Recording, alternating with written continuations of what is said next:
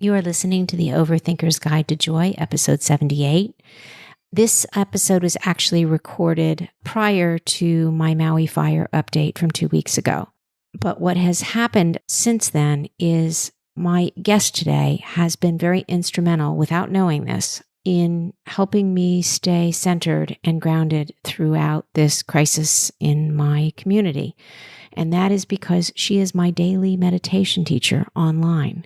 And so it was a privilege to be able to interview her, talk about meditation, and now to be able to thank her for continuing to be just a calming voice in my ear every morning as I start my day, whether it is a day in which there is a lot of stress or just a regular day.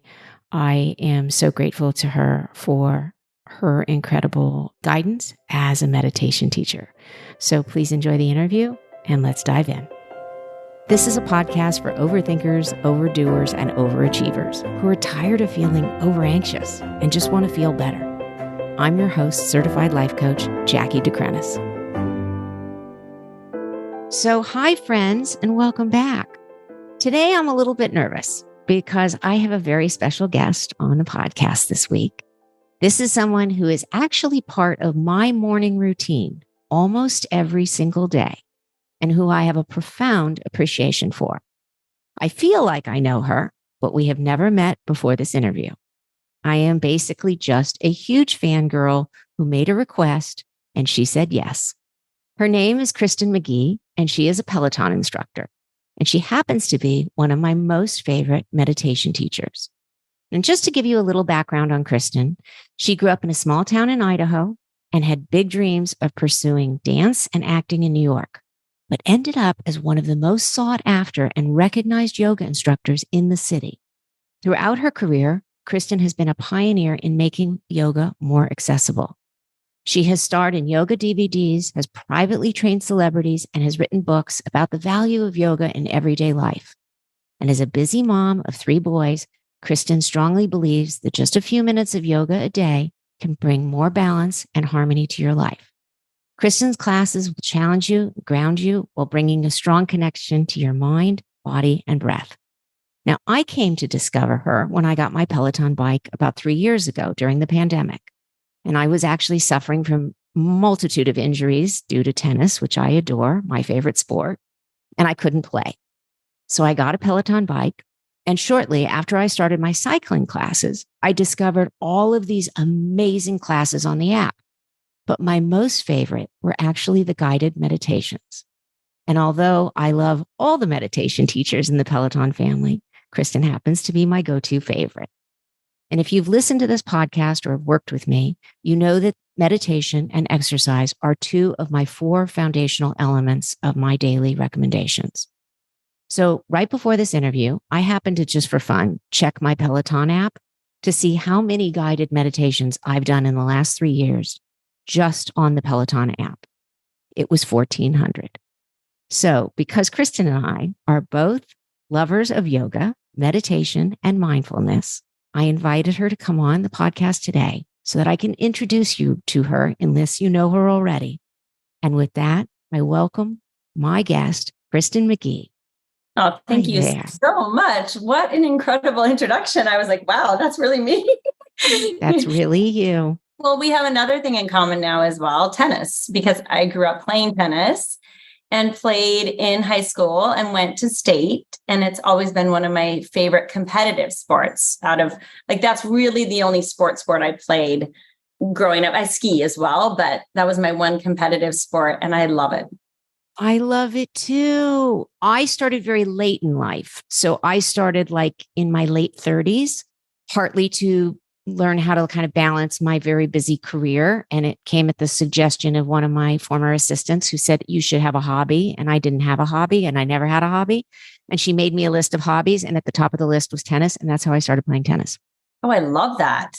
And thinking about yoga and meditation, I find both extremely beneficial now that I wish I discovered it back when I was a high school competitive tennis player. But now when I'm on the courts, if I can tap into my breath and stay present, because tennis is such a mental game, even if you're just out 100% for fun, you could end up beating yourself up so easily. So if you can use the kind of meditative qualities that we find in our practice and make it a moving meditation and really find that Zen on the court, it makes it so much more fun. And also you become just a better player.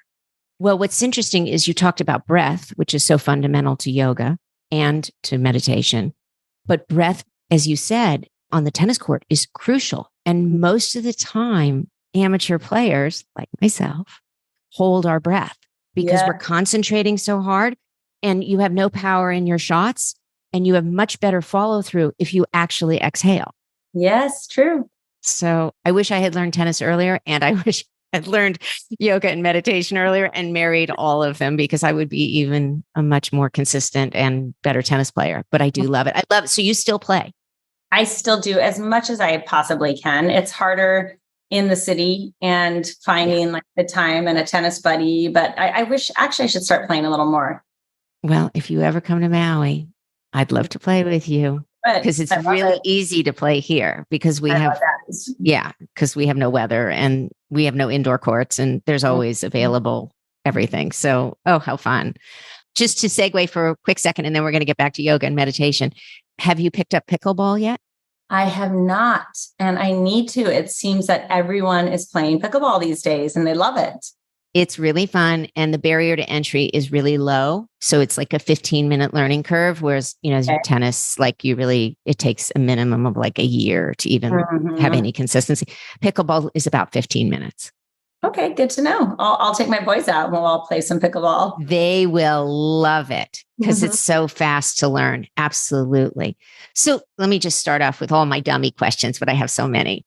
So I know that from your bio, you were a trained dancer, but how did you end up segueing to becoming a celebrity yoga instructor and a yoga instructor to celebrities?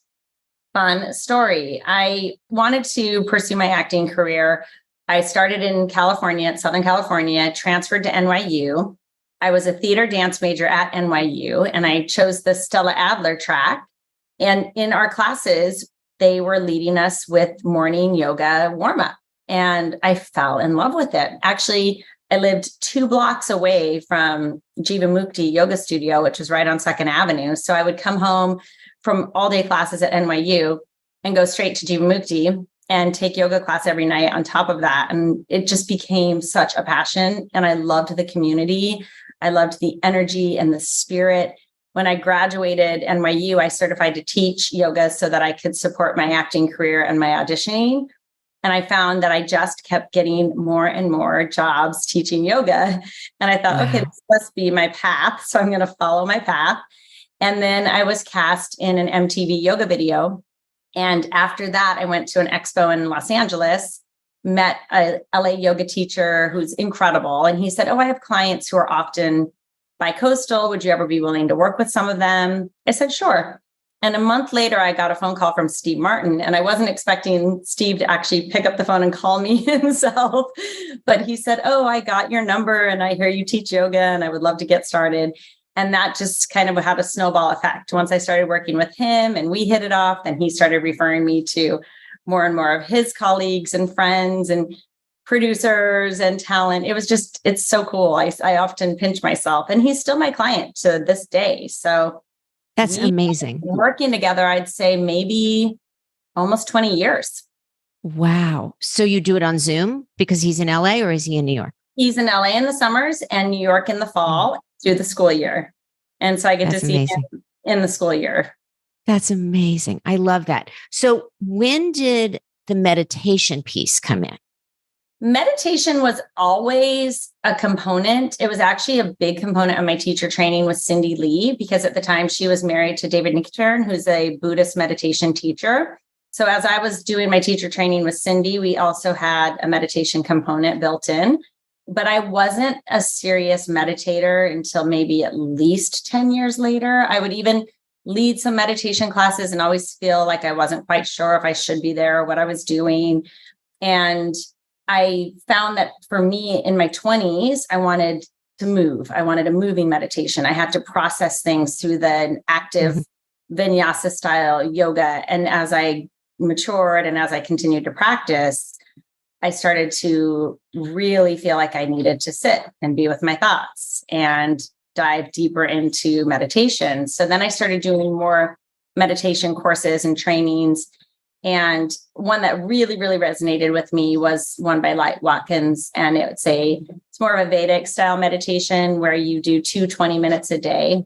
Mm-hmm. And that's been the most consistent practice for me and what feels really good. Having that second meditation midday is like that second cup of coffee in a sense, but so much better because it's not like a sudden jolt of energy and then a crash. It's more of this like steady little pick me up that then gets me through the second part of my day. And I just feel so good. That's so great. So I only came to meditation about 7 years ago, and I was trained in Transcendental, which is the 20 minutes of silence twice a day. Yes. And I did that for the first couple of years and love it and still do a little bit. But then I kind of fell in love with guided meditations. Yes. And I ended up recording when I started my life coach practice. I started because so many people I would work with was like, I can't meditate. And I was like, okay, I'm going to create guided meditations for people who can't meditate. That was like sort of my MO, right? And most of it is just talking them off the ledge of just being okay with sitting with their eyes gently closed. Like that's half the meditation. They're very short. They're 5 and 10 minutes.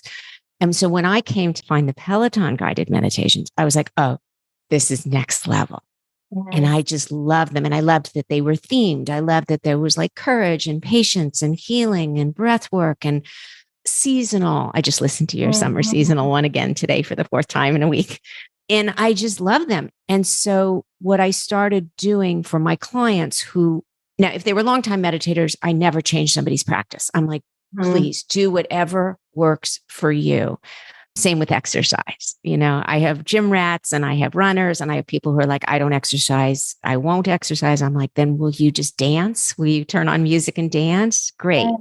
But with meditation, I never change somebody's meditation. But if they say, I can't meditate, I'm always like, start with Peloton guided meditations. Oh, I so appreciate that you do that. Oh, it's like a must. And I'm like, you don't have to have a Peloton bike. Like get one if you want one, because then you kill 2 birds with 1 stone. Yes. But if you can't, the app is not expensive. It's on your phone. You put your headphones in, you do it for 5 minutes first thing in the morning, work up to 10, work up to more. But I recommend it to everybody because I think it truly is, it drops the barrier to entry from being hard. That's a wonderful way to say it. It makes meditation extremely accessible. And I do love that for me, when I'm leading a guided meditation, oftentimes I create moments and pockets of space, of quietness. But it's not so much that someone who's newer to meditation feels lost or like nervous or what's going on now. It just gives them a little kind of segue into like, okay, now you can start to sit even longer with those moments of stillness and even longer. And I also love introducing the mantra because I feel like mantra meditation is so empowering. I find that a lot of my students end up using the mantras throughout their day. And I'd love to see people taking their meditations off the mat. That's, I think, ultimately the goal of the yoga and the meditation practice is to be able to use it in your daily life and be responsive and listen to your heart voice, less reactive, less guarded. It just gives us such an amazing toolbox for being a better person, right? It's like being a student of life. 100%. In fact, I was going to ask you in a few minutes, but I'm going to jump ahead because we're on the subject and I want to not forget. I was going to ask you, number one, do you use your mantras outside of your meditation practice? And the answer is yes. And not to put you on the spot, and it doesn't matter if you can't think of one, but do you have like a go-to? I love your mantras, by the way. I love them. But do you have one or two that off the top of your head that you're like, oh, this is my favorite? Like if I'm ever having a stressful day, this is my go-to mantra. Is there one or two? You know, it's a very interesting one that I often love, and I'll do this with my boys too, is the ebb and flow, come and go, because it reminds us, just like everything in life, there is an ebb and a flow, and you just have to allow things to come and go. I think so often we get stuck when we feel the need to clasp or grasp or control things too tightly. And sometimes we just need to really just take that deep breath, remind ourselves that we're all a part of this universe and the natural cycles, and then allow that ebb and flow to come and go. And it reminds my boys too, to just kind of like take a break. I loved what you said about talking people off the ledge. It's almost like, okay, just sit back a little bit, feel yourself. It's almost like you could imagine yourself being rocked by a gentle wave. So I really love that one. A recent one of mine that I really like is I am powerful, I am fearless, I am unstoppable. That's a great mantra I love that. I just think harnessing your inner confidence and courage and reminding yourself to keep going, that there's always going to be those falls and failures and setbacks. That's how we learn. But as long as you remind yourself that, you know what, you are unstoppable, you're fearless, and you've got it's like a very empowering one. So I like that feeling of empower. I use that with my boys as well to give them that extra dose of just, confidence. So that segues to my next question. This is so good. It's like you're answering all my questions without even asking. Do your boys like yoga and or meditation? That was my next question. They do. They love it. And it makes me so happy. And it's not in a traditional sense where they used to be actually a little bit more structured, because they would come and do yoga poses with me and they would let me teach them. Now it's a little bit more unstructured, where I'll just notice them doing little things throughout the day, like even maybe holding a tree pose on their own. And it's like, oh, that's great. You needed some focus or concentration, or doing some stretches, the down dog stretches, those big stretches in the morning. My one twin, Robert, still loves to come over on the mat with me when I'm doing yoga, but he kind of plays around me and then makes his own shapes. The meditations, my older son, who just turned 10, he and I do a meditation every night before bed. That's pretty much. I love that. He'll go to sleep. I love that. Well, that's another great segue. So one of the things I love about your guided meditations, and every meditation teacher is different, and I appreciate that too. I love the variety. But one of the things I love about your style is you often tell stories. Yes. And your storytelling, not just your voice quality, which is fantastic, but the intimacy of your storytelling. There's one you do a few weeks ago where you talk about having your son focus on blue cars and counting the blue cars on the way to school.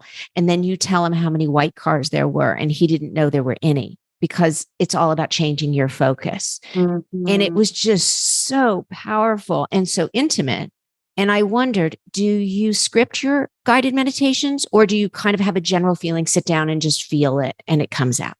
Well, that's a good question. I think for that one, I actually did put a little note in to mention that story, because I felt like it worked so well with the theme of my meditation for the day.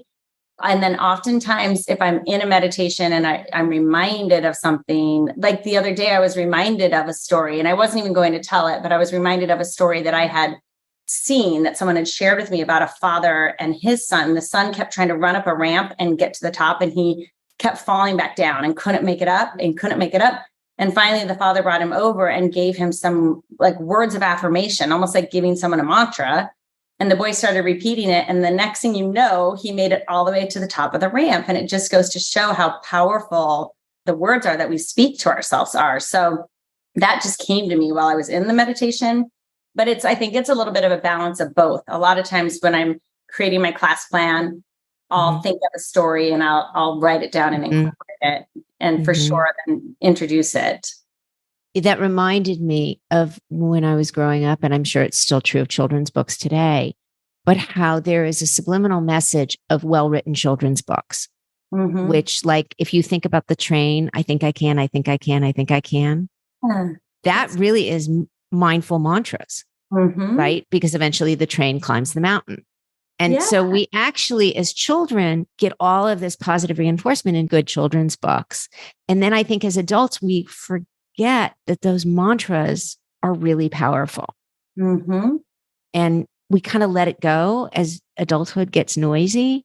If you kind of go back to basics, Robert Fulghum, who wrote Everything I Need to Learn, I Learned in Kindergarten, or the title. I mean, that's kind of what that was about, which was, if you want to learn mindfulness, or you want to learn how to take care of your body better, go back to kindergarten, take a nap in the afternoon, right? Those kinds of things. Be kind to others, color, like just basic stuff. So I love that you bring that quality of storytelling to your meditation. I appreciate that. And I agree. We have this meditation coloring book, even it's for adults. There's beautiful mandalas in page after page. And then hidden within each mandala is like one word, like whether it's peace or love, and it's such a great way for adults to, what you were saying, like go back to even just taking some time to color. And it might seem like you're wasting time, but you are not at all. And I find it's interesting that as adults, we almost get embarrassed by some of those I am affirmations. It's hard for us sometimes to speak, I am kind, I am brave. I think it's really good for adults to get back to that feeling of like really owning your person, your authenticity, your strength, and your power. And so it's nice for people to come back to having that wherewithal. And then the word I'm thinking of is like, can't even think of it, but like just that feeling of taking like command of who you are, because we are all such unique, incredible, amazing people. And the noise is what sometimes drowns that out. Yeah. Is the word you're thinking of empowerment? Was that the word you were? Definitely empowering, something like that. Exactly. Yeah. Well, so much of life coaching is about reframing your thoughts, right? Because the thoughts get very noisy, can be very negative. And particularly when we have an inner critic that's left over from our childhood, or maybe a toxic boss, or maybe a narcissistic partner. I mean, it doesn't matter at what angle it comes from. There's somebody else's voice that is seeping into our psyche that's telling us you can't, or you're stupid, or you're old, or you're this, or you're that. And changing that narrative, not with falsehoods, not with like, as you're eating whatever boxes of donuts and going, I'm thin, right? Like we don't do that. Or drinking yourself with alcohol into oblivion and then being like, I'm healthy. Like it doesn't quite work. There has to be some actions coordinated with the thoughts. But just even, I listen to a lot of different psychologists, psychiatrists, life coaches, and I read a lot. And they talk about even when you're trying to heal, rather than saying, I'm sick or this is broken, just turning it around and saying, I'm healing or I'm healed. I'm already in that state of positive energy and vibrations. Right. And that's why I was thinking of the I am being such an important way of speaking to ourselves, is because what you were saying about those other voices that come in, it's typically a you are this, you are that, like you were saying, the negative voices. So just being able to even say I am, it gives you so much like affirmation, and it gives you so much strength. And it reminds you that like, I'm the one who's the captain of my own ship. And it's my job actually to take that power and own it, and find ways to really speak kindly to myself. Well, so again, when you have a great meditation teacher, yoga teacher, cycling coach, whatever your place of happy is, you get permission to say that because they start with that. They say, I, and then you just repeat it. So you don't feel like you're practicing narcissism or kind of selfishness. Exactly. Because then it's community. So when I hear you say, I am powerful, or I am beautiful, or I am healthy, or I am strong, or I am courageous, then when I'm repeating it in my meditation, I feel community with you and I feel safe in that. And so it's one of the other reasons I so love guided meditation for that reason. So tell me, are there authors that you follow either in the meditation or yoga world, or even in the self-help world, that you just love, that you kind of go to and reread or re-listen to? Or are there people who were really fundamental in your training? I love Pema Chodron, and I love Kabat-Zinn. And me too.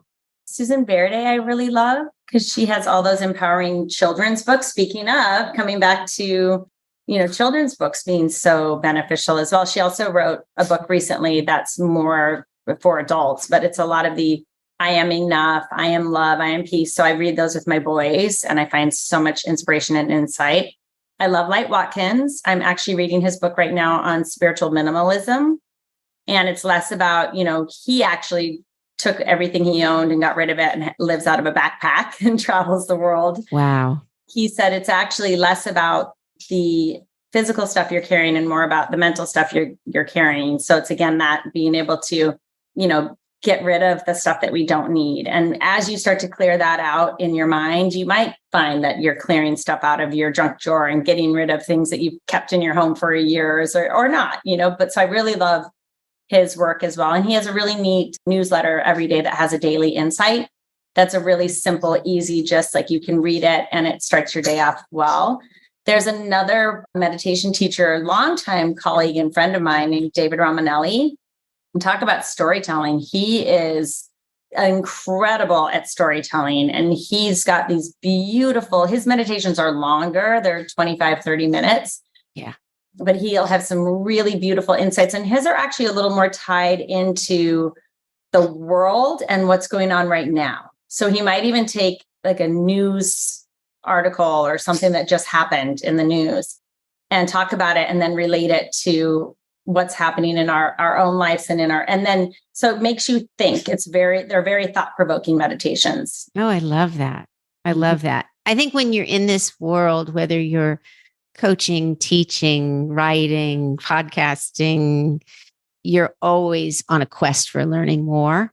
Mm-hmm. I find myself really more of a student now than I was even when I was in college.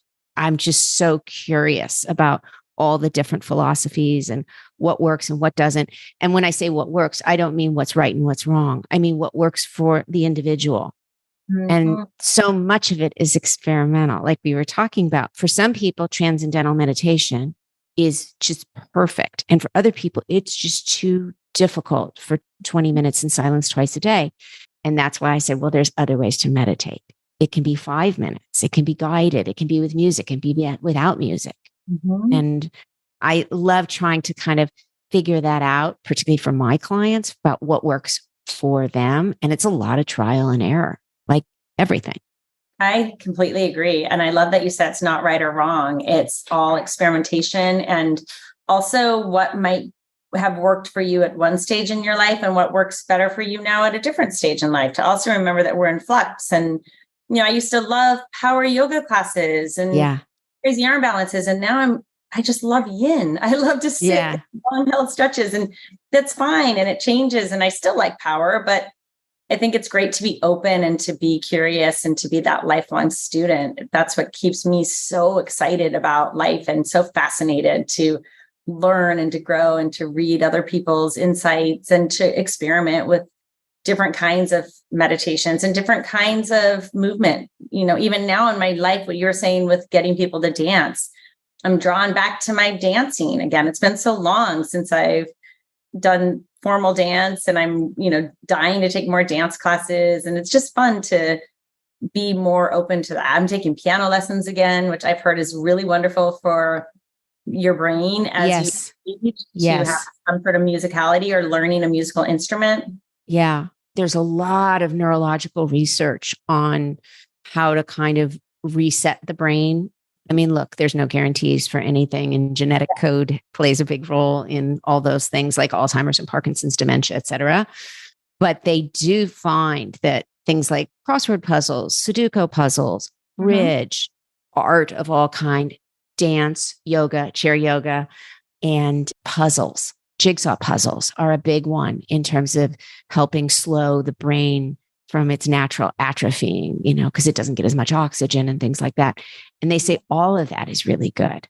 But the key to most of that is it has to bring you joy. If you don't like jigsaw puzzles, if they frustrate you or they create anxiety, then that's not the modality for you to help rewire your brain. Or if you don't like Sudoku, because numbers freak you out, even though there's no math in Sudoku. But finding what works for you. And that's what I always say to people. Like I have 2 left feet. I can't really dance. It's amazing that I can play tennis, but I'm not a good dancer. So dancing would probably stress me out if it weren't just like at a wedding. Dancing and like following a routine, I would not do well at. But you can put me on a tennis court for 3 or 4 hours and I'm okay. That's awesome. Yeah. You're still playing too, because you mentioned some injuries, but now well, I just struggle with them. And everyone in my family is always like, I think maybe you should give up tennis. And I'm like, no, I'll just have to plow through the injuries. But the biggest thing that's actually been helpful for me in the injuries is meditation. So I do go to physical therapy and I do all those things to rebuild and strengthen. But getting my mind around that thought, back to what we were saying of, I am strong, I am healed, instead of I'm injured. Yes, 100%. There's another mantra I love is the safe, healed, and whole. Ooh, I don't know that one. Like as opposed to being fragmented, we're coming back to that sense of feeling whole and connected and united. And then it works with the healed because you're saying you are healed. And then the safety, right? I think we all want to feel safe in our bodies, comfortable, safe with others, loved, accepted. And going back to what you said about like this selfishness you mentioned at one point, I feel like it's kind of quite the opposite with meditation. I feel like we're coming back to ourself. And with that, we become a better person because we understand who we are.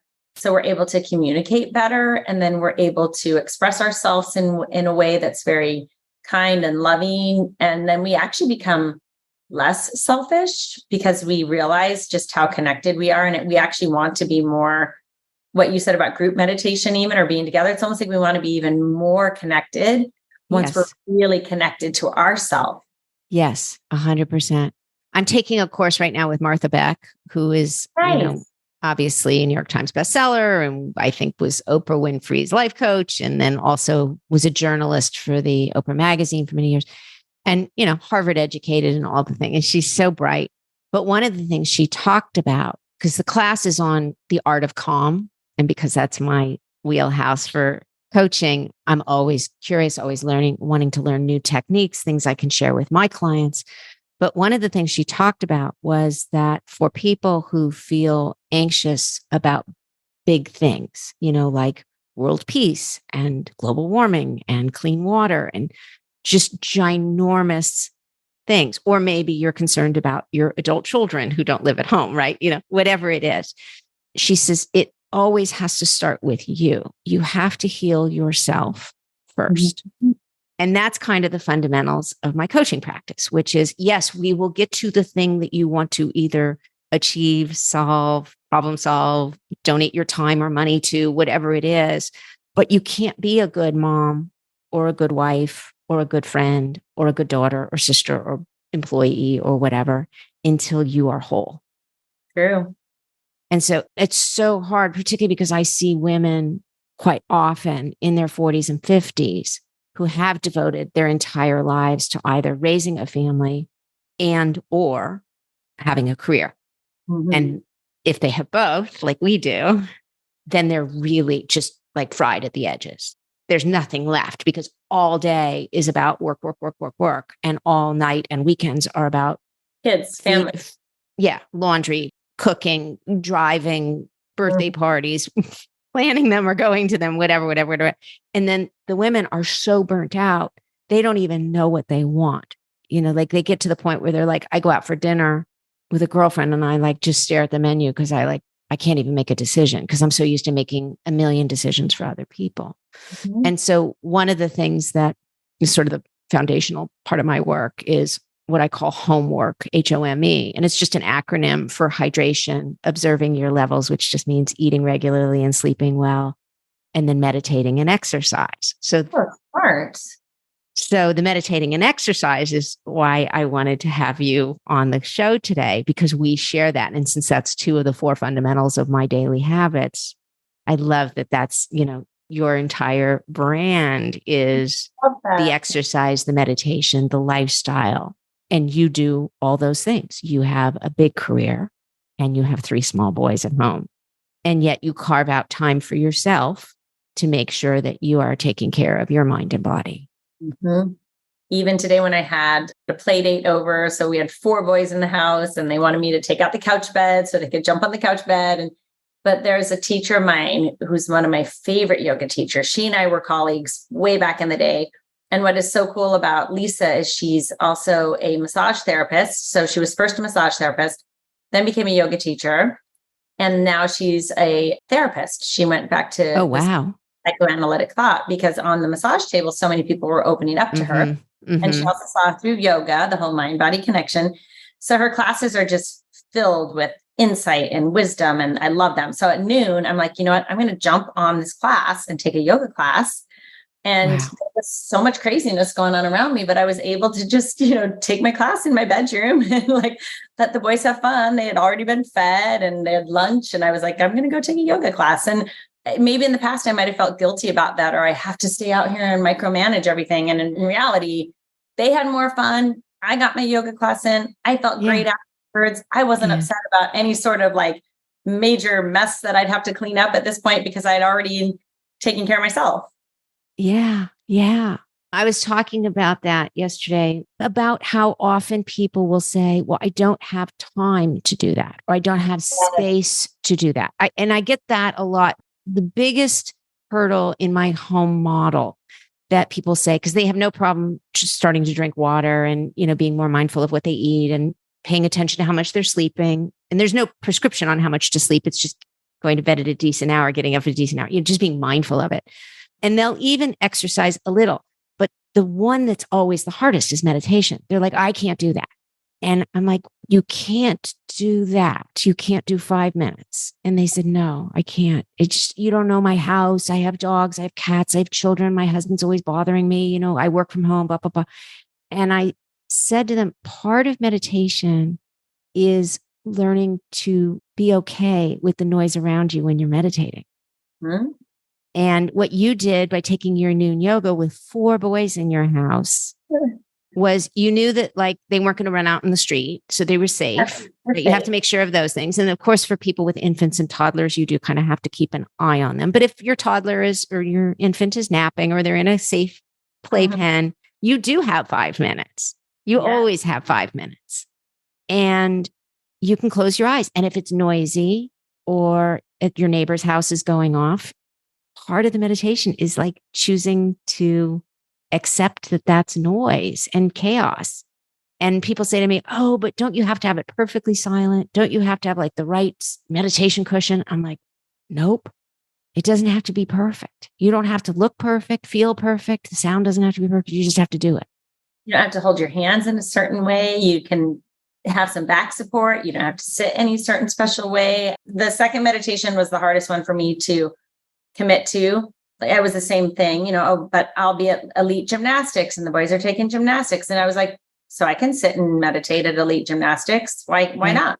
Right. So I just sit in the corner and do my 20 minutes of meditation. And then sure enough, I get to see them do some of their tumbling, but they had different spaces anyways. I didn't get to see everything that they were doing anyways, but on a subway, in a park, on a park bench, after, a class, if I'm on my way home in a car, there's so many opportunities and spaces and times that you actually can meditate. I think people are afraid to initially just take that time to sit with themselves. 100%. People will say to me, well, I can't meditate tomorrow because I'm flying back east. And I'll be like, so you'll be on an airplane by yourself for 5 hours? Yeah, you can actually put in your headphones. Perfect time. And close your eyes for 5 minutes. And they're like, I can? I'm like, yeah. Yeah. And it's really kind of an old story we tell ourselves. And I think part of it is that when you close your eyes, you're vulnerable. True. And so I always say, well, make sure you feel safe. So I tend to not meditate in places that are public and outside because I don't want my eyes closed, when I'm in a random park. Yeah. But when I lived in Los Angeles, I used to, before I'd go to work, I would, lock the doors of my car in the parking garage and I would meditate in my car for 5 minutes. Yeah. Why not? Because I felt safe. Mm-hmm. But other people, it's fine.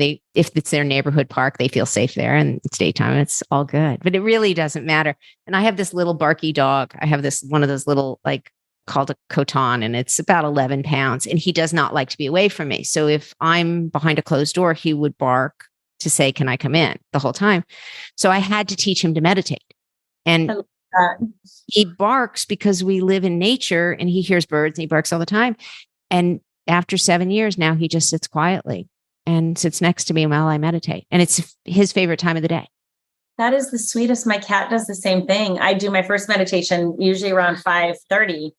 I wake up before the boys wake up and Lucky always comes in and sits with me and does that 20-minute meditation in the morning with me.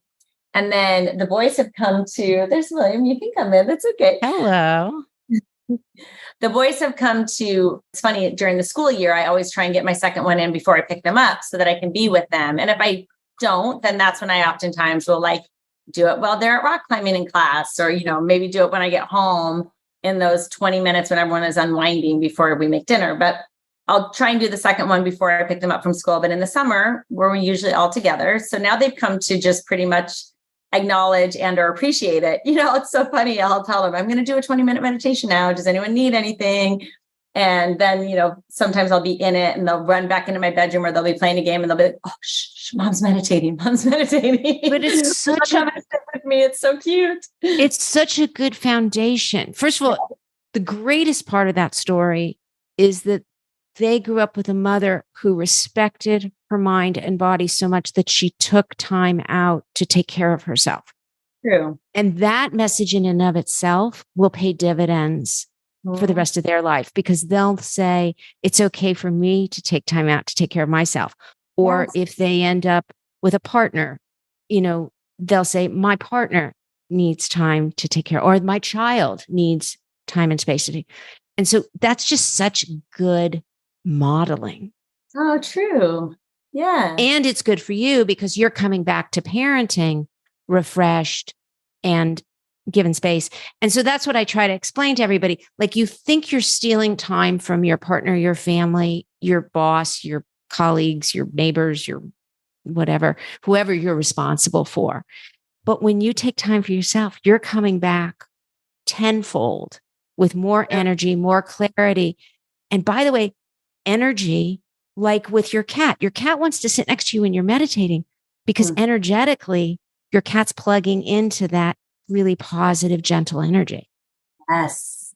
And now I love that I can hear my sons verbalize. Timothy is really good at it, but he'll even say to his brother sometimes, he'll say, okay, I need a little quiet time now for myself, or I need a little bit of space for myself. And I love that he can just verbalize it and he's having fun and they're having fun, but he just lets them know, okay, I need a little quiet time now. It is so fantastic. It is just so great. And like I said, you're modeling for them how to take care of themselves. You're modeling for them also how to manage their own mind and body. And it's just great. And I think kind of the earlier we start, it's like what we were talking about off camera, where I wish I had started playing tennis earlier. And we talked about meditation and tennis and how they go together. I think the earlier you start anything, the more it becomes ingrained and less of this having to learn to practice or exercise a new muscle when you're older and you don't think you can. Mm-hmm. Very true. Yeah. This has been just so delightful for me. And I can't tell you how exciting it is to just have a conversation with you, because you are in my ears every morning. I start my day with you and your voice and your words of wisdom and your tranquility. And then I follow you on Instagram and all the things. But I just loved getting to talk to you and sharing you with my client base and my listeners. And so I'd love to have people know how they can follow you, learn from you, find the Peloton app, all the things. So will you start with just your Instagram account?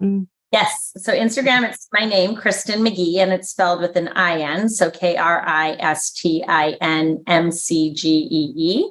And then from there, you can go to Peloton. I have it even listed in my bio. And there's the free app version. So you can at least get started with it for free. And then we have really awesome tiers that make it accessible for people to enter at any price point they want to. Like you mentioned earlier, you don't have to have the bike or the treadmill or the equipment. And so you can find me on Peloton. And that's mainly where I'm at the most social. I do have a website. I don't really update it much, but it's just the same, KristinMcGee.com. I think my chair yoga book is on my website. So I did write a book called Chair Yoga, Sit, Stretch, and Strengthen Your Way to a Happier, Healthier You. And that was published by HarperCollins in 2017. And I started working at Peloton in 2018. So it's been such an incredible experience for me, because actually the most beautiful thing about Peloton is mentioning the work-life balance is it really does allow me to have such a great work-life balance and spend time with my boys. and manage my schedule when I'm off camera, whether it's class planning or doing my social media or doing interviews. But then when I'm on camera, I can be fully on and fully present because they're just such a great company to work for. And I find that having a community where we can all meditate together and practice yoga together and Pilates. I also have the family meditations and family classes, which are really fun. It just brings me so much joy. And it's like the way I got to meet you. You get to meet people from all around the world. It is an incredible community. And I just love the variety of it. Like I said, I got the bike and the app thinking it was just going to be a way to exercise during a pandemic where we couldn't go out. And it ended up being so much more than that. 1,400 meditations later. Love that. I know. And tell me just really quickly, and then I'll let you go because I promised I would have you off. How did you come to Peloton in 2017? That was actually the first question I was going to ask you, and it got buried. This is a really fun story. So in 2015, I was working on a campaign, a big photo shoot campaign. And I was on set with Robin. Robin and I were both ambassadors for this company. So we did a photo shoot together. And then I reached out to her later because I was so blown away at what she was doing now at Peloton and the company. And I loved the workouts. And I said, are they offering yoga? And she reached back out like a month later and said, why don't you come in and audition? And I did. And that was it. Oh, wow. So you started their yoga program. There was Colleen Seidman, who's Rodney's partner. I love Rodney and Colleen. I actually did a training with them in 2009. She had some classes, but they were like in a different section in the library. They weren't really like the live ongoing yoga classes. So that's why I was curious to find out more. And so I kind of reached out with some curiosity, like, what's going on? Are they doing yoga? Are they not? Will they do yoga? And so, yeah, it was the first pretty much, yoga person to join. And we launched in December of 2018. Wow. And then I joined in 2020. So I was just a few years behind. But yeah, just love it. Love what you do. Love what your colleagues do. Love the app. Love it all. It's just all great. So I thank you. And I thank you for taking this time with me today. Thank you for having me. And I'm just so glad that we're connected now. It's amazing. Definitely will be in touch. Okay. Thank you so much. Have an awesome day. You too. Thank you for listening to this episode of The Overthinker's Guide to Joy. If you're enjoying these episodes, please subscribe or follow this podcast so you can always be in the know when the next episode drops. If you would like to learn more about working with me as a coach, you can connect with me through my website at jackiedecrenis.com. That's JACKIEDECRINIS.com.